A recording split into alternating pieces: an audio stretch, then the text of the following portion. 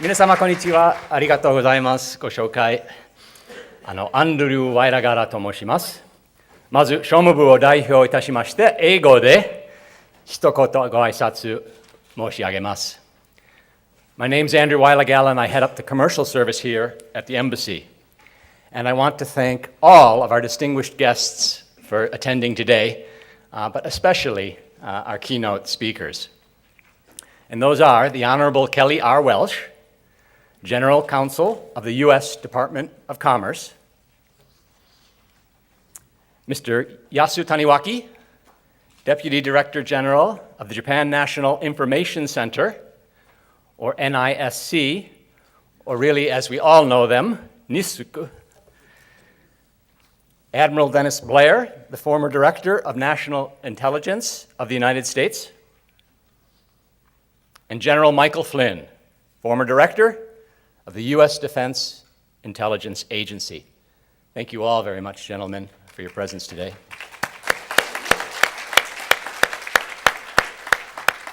We also have a fabulous panel of 6 American and Japanese private sector experts and a very top-notch panel moderator in Dr. Jim Foster of Keio University. So you can expect a dynamic discussion of a foremost challenge to Japan, to the United States, and to the global digital economy, which is to say nothing less than the economy and our security, namely cybersecurity. You know better than I that this is not a topic that we could treat and do justice in an afternoon. But fortunately, many of you are headed to Naha this weekend for a more extensive treatment with some of our keynoters at the Cyber 3 conference. And at the U.S. Department of Commerce, we also look forward to hosting the first stop of a 3-country Asian cybersecurity business development mission that takes place in the middle of May of 2016, and that will be led by a senior Commerce Department official. And if you haven't heard about the event yet from my colleagues, we have flyers and information for you about this mission, which is in recruitment today. So these are but 2 examples. I'm yet more enthused that today, at this event, all of you are helping us to launch the U.S. Embassy's Solutions for 2020 and Beyond series. This is a series of half-day spotlights on key future-oriented technical and social themes. After cybersecurity today, we will focus on similarly vast challenges and opportunities, such as tourism diversification, barrier-free cities, the future of communications, and very much more. Like cybersecurity, most of these topics have a very close nexus to the Olympic and Paralympic Games, which, as you all know, Tokyo will be hosting in the year 2020. And as today, at those spotlights, we'll introduce fresh perspectives from prominent speakers, Japanese and American. These conferences will connect Japanese media, decision makers, and the private sector implementers with American government, American association leaders, and of course, most importantly, business experts. So please take a glance at the flyer for our Spotlight series, which we'll also be sharing with you today, and consider coming back to one of those sessions that interests you, or more important, suggest to us a theme or a speaker, and we'll address it. I'd like to thank our co-organizers who are making today's event and the entire series possible. The American Chamber of Commerce in Japan, Keizai Doyukai, and the Business Council for International Understanding. Equally important, I want to thank our sponsors for supporting the series. And those sponsors are, at this point, and the list is growing, Adobe Systems Incorporated, CommScope Incorporated, Dow Chemical Company, and Qualcomm Incorporated. So, at this point, it is my privilege to pass the podium to the Deputy Chief of the United States Embassy in Japan, Mr. Jason Hyland. Thank you.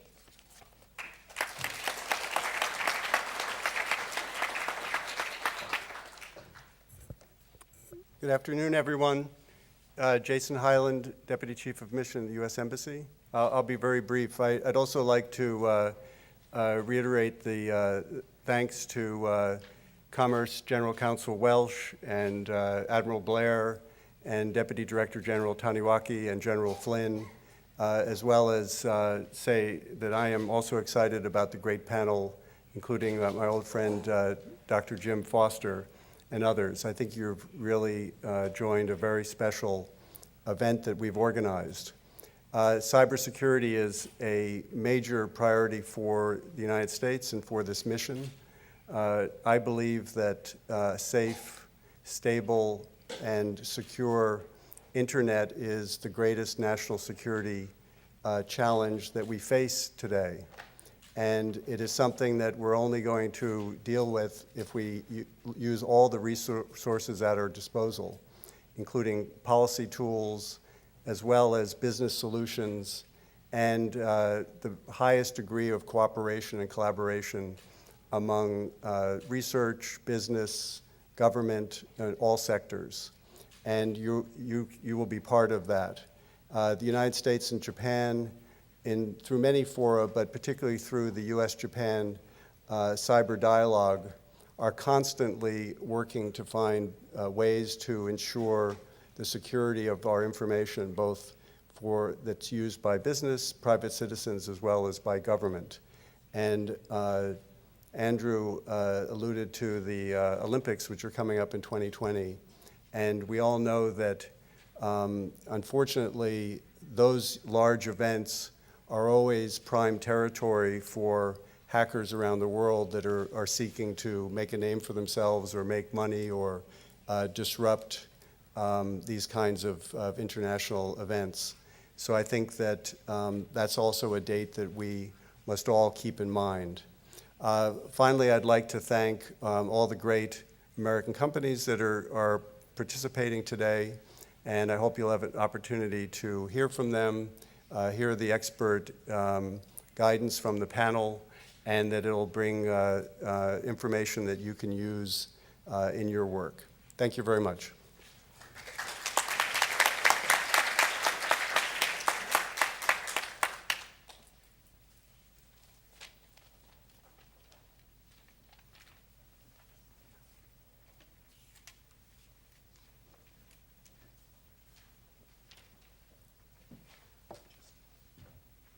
Thank you very much, Deputy Chief of Mission Hyland.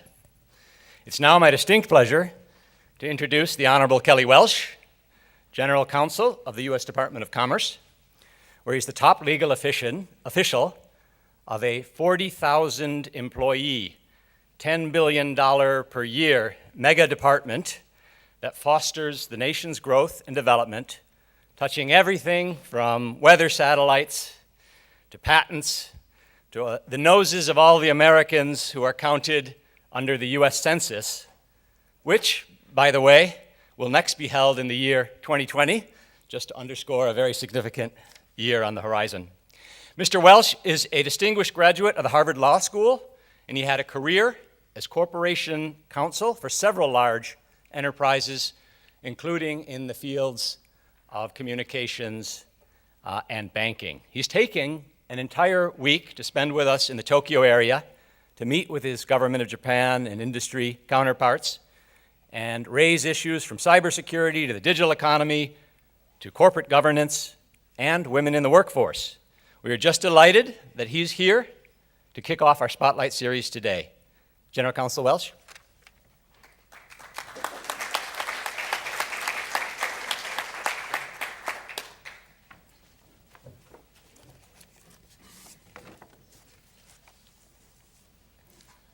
Thank you. It's great to be here. I want to thank the Embassy for hosting me today and give me an opportunity to provide these opening remarks.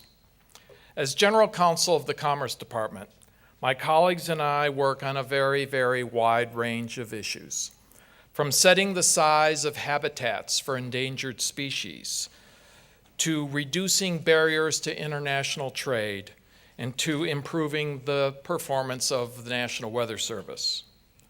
But one issue that I focus on every day in many different ways is how to help ensure that the global digital economy continues to thrive.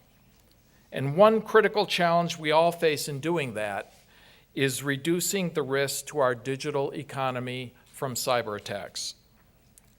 Under Secretary Pritzker, the Commerce Department recognizes that the global digital marketplace has driven unprecedented increases in innovation, competitiveness, and economic growth. At the same time, we recognize that economic security depends on the reliable functioning of critical infrastructure, and that cybersecurity threats exploit the increased complexity and connectivity of these systems, placing all nations' security, economy, and public health and safety at risk.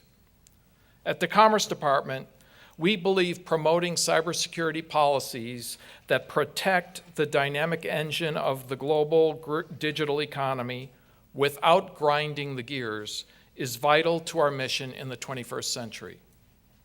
In 2013, at the direction of President Obama, the Commerce Department, through a part of the department called the National Institute of Standards and Technology, or NIST, began a collaboration with the private sector to develop what has become known as the NIST Cybersecurity Framework.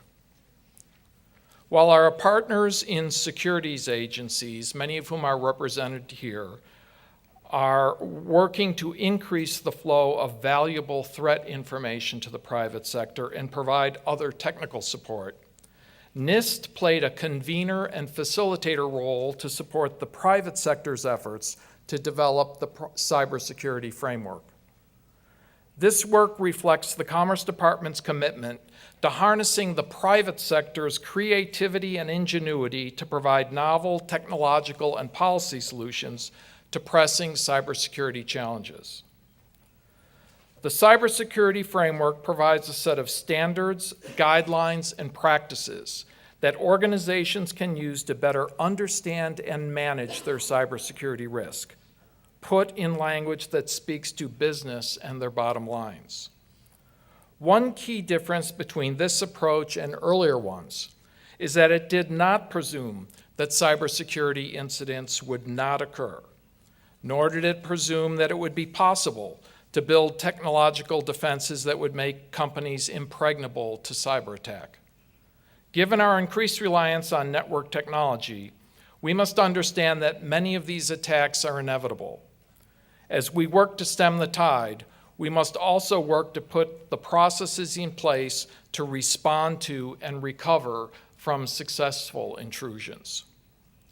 With this understanding, the goal in developing the framework is to help tech organizations align their policies, technologies, and day-to-day business operations to better protect their data and their IT systems. In its development, we estimate that more than 3,000 people from industry, academia, and government came to participate in workshops and webinars while providing hundreds of detailed comments on drafts. This approach understood that a framework designed by the private sector would gain greater adoption and could support a vibrant IT security products and services market. The framework was designed to access and incentivize the capacity of the high-tech sector to deliver better cybersecurity protection. It asked private industry to contribute ideas about what standards, guidelines, and best practices could be used more widely to better manage the emerging cybersecurity risk. And then, what steps should be taken to develop the next set of tools for us to work on in these public-private partnerships. As an example, a few months ago, I spoke at a forum in New York City for investors in the cybersecurity industry. Their investments will be put into cybersecurity companies that will drive future cybersecurity technology development.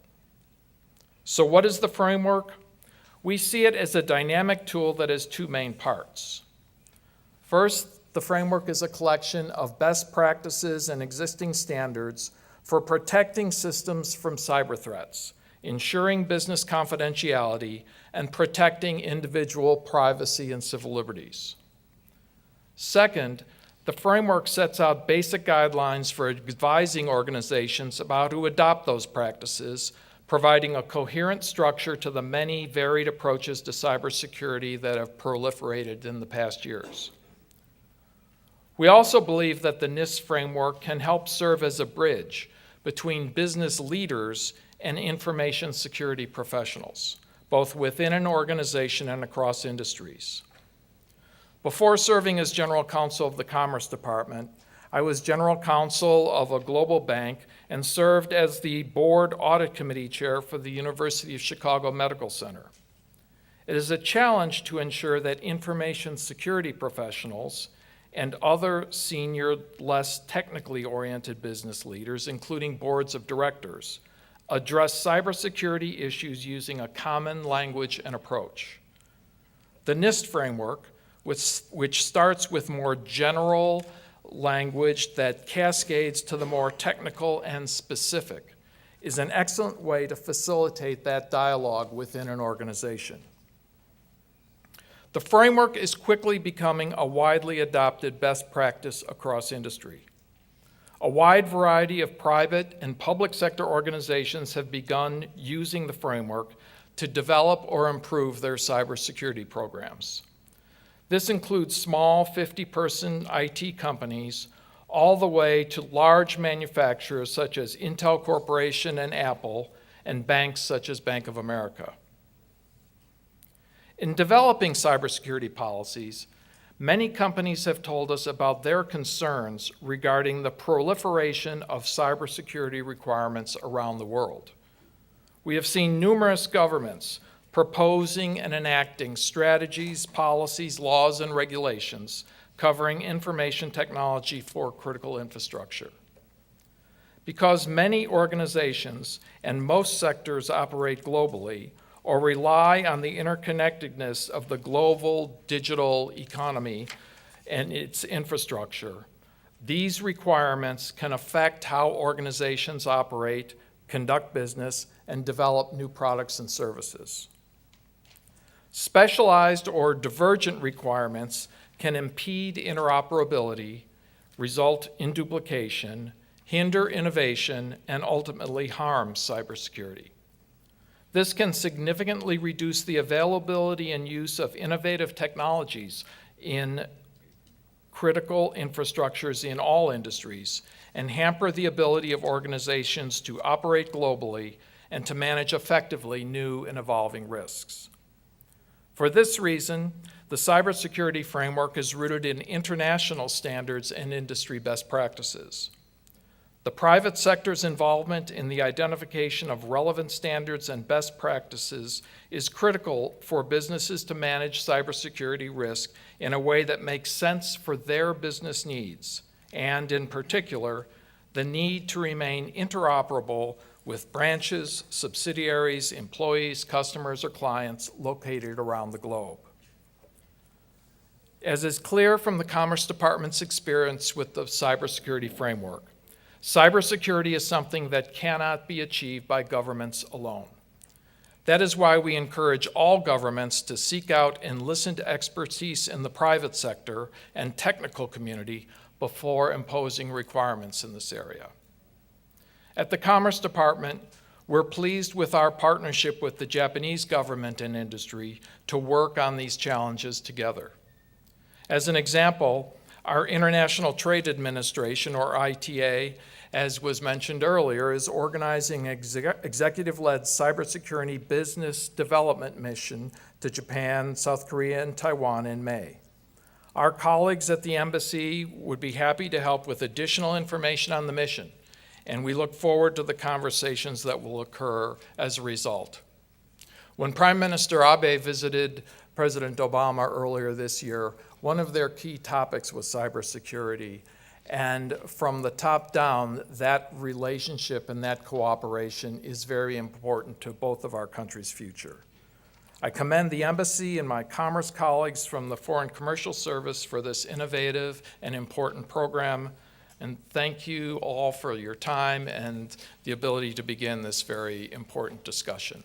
Thank you.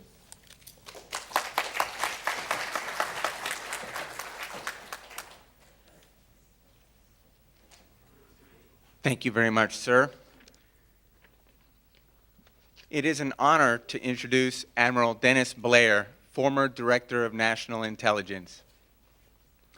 As Director of National Intelligence from January 2009 to May 2010, Admiral Blair led 16 national intelligence agencies and managed a budget of $50 billion and provided integrated intelligence support to the President, Congress, and operations in the field. Admiral Blair, thank you.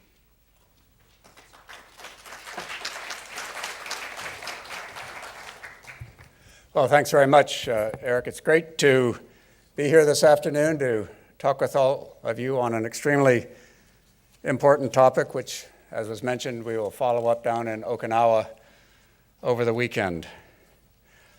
I figure the digital age is roughly now in its 5th decade, and it continues to change our personal lives, our professional lives, even the economic health and the national security strength of our countries. And it's happened very quickly in at least one professional lifetime. I remember well, as a midshipman at the Naval Academy in 1965, writing code in IBM's Fortran language and running a stack of cards through a compiler into a standalone computer and hoping the stack made it all the way through. A year later, I was able to program on a remote terminal onto what we thought was a very powerful computer that was shared by about 4 or 5 universities. Connecting computers into a network of research centers was first developed by the Advanced Research Project Agency at the Department of Defense, but soon that idea outgrew this niche application and has become the internet, the worldwide system that we know. It was not long before consumers, businessmen, banks, Navy ships, and planes were all connecting their individual computers into networks so that information that each held individually could be shared rapidly, analyzed all together, with results being available instantaneously to everyone on the network. And advances have continued and in fact increased in computing power, communications bandwidth, storage capacity. The digital content of virtually all pieces of machinery, large, small, has greatly increased. They've all been connected with one another, and virtually all spheres of human activity, personal, organizational, societal, have been affected. What has not changed, however, in 50 years, or in fact in 50 centuries, has been human nature. It always has both a light side and a dark side. And the dark side of the digital age find its application in traditional criminal activities, illegal gambling, illegal ripping of movie, music, books, prostitution, extortion. The internet has made cyber criminals even more efficient and more effective. And in addition, the cyber vulnerability of the digital age has opened up entire new threat areas to our personal resources and safety, to our companies, to governments, even to nations. As more and more information is moved onto computers that are accessible over the internet, that information is made accessible to a larger and larger number of users who can wittingly or unwittingly compromise it. Let me illustrate with a military example. In my early years in the Navy, if I wanted to send a secret message to another ship, I would write the message in block letters on a sheet of paper. I would hand that sheet of paper to a sailor who would go back into a secure compartment on the ship, run it through an encryption machine, a radio. It would form a message. At the receiving end, the process would be reversed, finally resulting in another piece of paper which was handed on a clipboard to selected individuals on the other ship. The vulnerabilities were relatively simple. The strength of the encryption system when the message moved from one ship to another, and the integrity of a relatively small number of communications personnel. Now today, dozens of officers and sailors on that same ship can sit down at a computer terminal, type a secret message, and send it to thousands of other soldiers, sailors, airmen, Marines, officers enlisted around the world. The chances of making a mistake that compromises the security of that system are enormously greater. The number of operators who must be trusted is enormously greater. The complexity of the system itself offers literally thousands of different ways for an enemy to gain access to that system. Now, of course, clever engineers, many of them working for companies in the audience this afternoon, have devised many different technical ways to protect the security of computer networks, even when there are large numbers of users. However, as long as the inherent advantage of a network is the sharing of information among users, networks will be inherently insecure. Security will depend on correct and conscientious actions by many unskilled individuals, offering many, many human and technical vulnerabilities. Now, in the roundtable later, many others will talk about the technical means that have been developed to make networks more secure, to improve cybersecurity, to thwart unauthorized access to the networks we use in our private, professional, and public lives. I'd like to talk about two more basic concepts of cybersecurity that leaders should consider before they come to the technical solutions. The first is information classification, and the second is threat. First, information classification and its storage. There are tremendous advantages to having all of our information that we use in our private and our professional lives accessible from a single computer. What could be more convenient than working on a company spreadsheet for a couple of hours in the morning, and then at lunchtime, you use that same computer to shift over to the internet to make the reservations for your next family vacation? Isn't it convenient to have our company email accounts, our personal email accounts, in a single inbox folder on a computer that we dock in our office, then we take home in the evening for a couple more hours of office work in our study at home? And for our companies, for our organizations, isn't it convenient to have company databases and email accounts accessible from that same computer in our office? We can attach a set of blueprints to an email and send it to engineers throughout the company. We can send out quarterly reports of our company's earnings to all our board members in a group email. And isn't shareware convenient so that company officials across the country or even around the world can interact with the same set of diagrams or PowerPoint slides or spreadsheets? All of these interconnected data and communication systems have inherent advantages in increasing efficiency, reducing costs, but they all incur significantly greater chances of compromise. The more people that have access to a database, the more databases that are interconnected, the greater is the vulnerability of those databases to hacking. Now, the single layer of protection that most companies, most organizations, most individuals have is a firewall. They believe that this firewall will protect everything within that network. It will not, as many of you know in this audience. A firewall can block email from outside IP addresses based on known suspicious signatures. However, not all malware has known signatures. And there are many other ways to attack computers to gain access to their networks and databases. All a hacker has to do is convince one official in a company to open up an authentic-looking attachment in an innocent-looking personal email. This, of course, is the most common form of attack today, successful attack today, spear phishing. And once that attachment is open, that hacker can have access to every communication system and database to which that computer is connected. And once inside a company's network, once inside a government organization's network, the hacker can remain there undiscovered while extracting huge amounts of information. On average, a computer attacker will have access to a company's network for 8 or 9 months before being discovered. But a company, a government organization, any organization can control two basic qualities of its computer networks with no fancy, expensive protection systems. It can choose to make its networks hard or soft before it purchases the first firewall or signs the first contract with a cybersecurity company. And it does so by deciding what information is stored in what computer databases and how those computers can be accessed over communication circuits. Let me give you an extreme example. One of the most famous trade secrets in the world is the formula for Coca-Cola. This secret formula has to be used in the bottling operations of hundreds of Coca-Cola plants around the world. So does Coca-Cola have that secret formula in a central database so that one of its engineers can type in a password, get access to the formula on the coca-cola.com intranet, download the formula, print it out, take it into the bottling plant and start making the syrup? Isn't that how it should be done in the digital age? The answer, I've been assured by a vice president of the company, is no. Coca-Cola safeguards its formula the old-fashioned way. It's written on a piece of paper, physically transported by trusted couriers, stored in a secure safe at each of its plants. Cybersecurity is basically risk management. An individual, a company, an organization needs to understand the data it holds, the value of that data, and then store it and protect it accordingly. Some information in your organization, in your company, is like Coca-Cola's secret formula. Should be handled only by hard copy.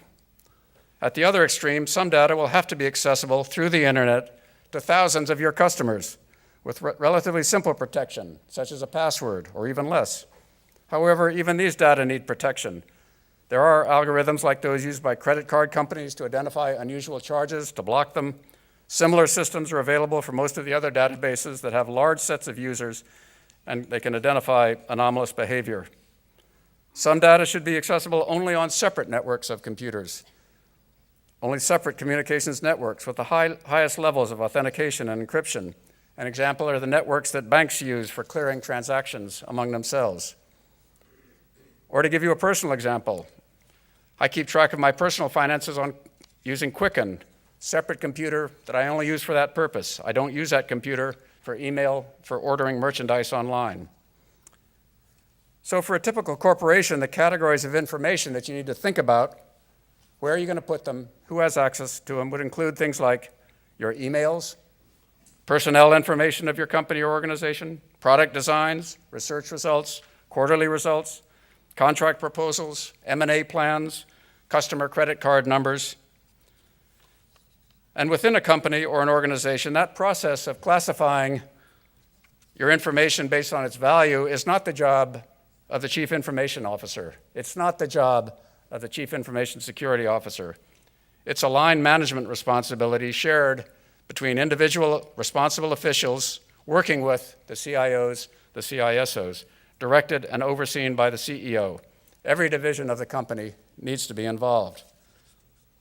Now, in addition to understanding the value of the data that you have to use or that you hold, a company, an organization must also understand the threat that it faces. The identity and the motivation of hackers, of course, depends on the type of business that your company's in or the work of your government organization. You have to understand your competition. Virtually any company is liable to cyber larceny, criminals who simply want to make money. Every day in the press we read about a new attack on a well-known company, stealing credit card numbers, diverting bank deposits, making false withdrawals, filing false tax reforms, and so on and so on. Every company needs to understand what information on its networks can be turned to a profit by a criminal hacker. Remember that criminals are not just hacking big companies, those are the ones that get most of the publicity, but they're going after small and medium-sized companies every day. Now, some companies, usually the larger international companies, are targeted by very sophisticated competitors trying to steal trade secrets or the contents of tender offers so that they can be underbid. Some companies are targeted by groups like Anonymous that have ideological objections to their line of business, are looking to embarrass them.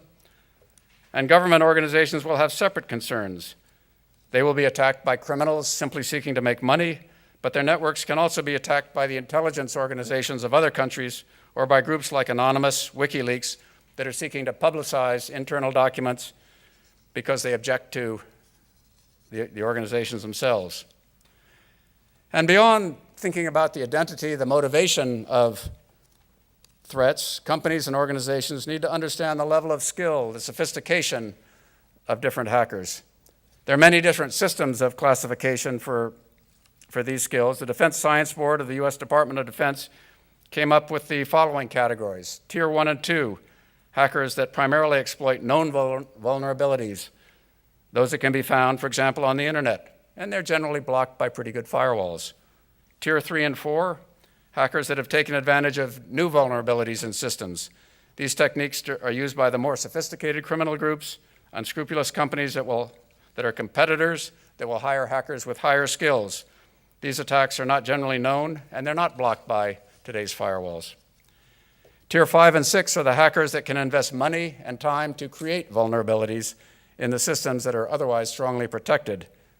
National intelligence organizations have these capabilities, but in some circumstances, they can be replicated by criminal organizations, or companies can hire hackers with previous government experience, or in the case of China, they can hire hackers who are off duty from their day job.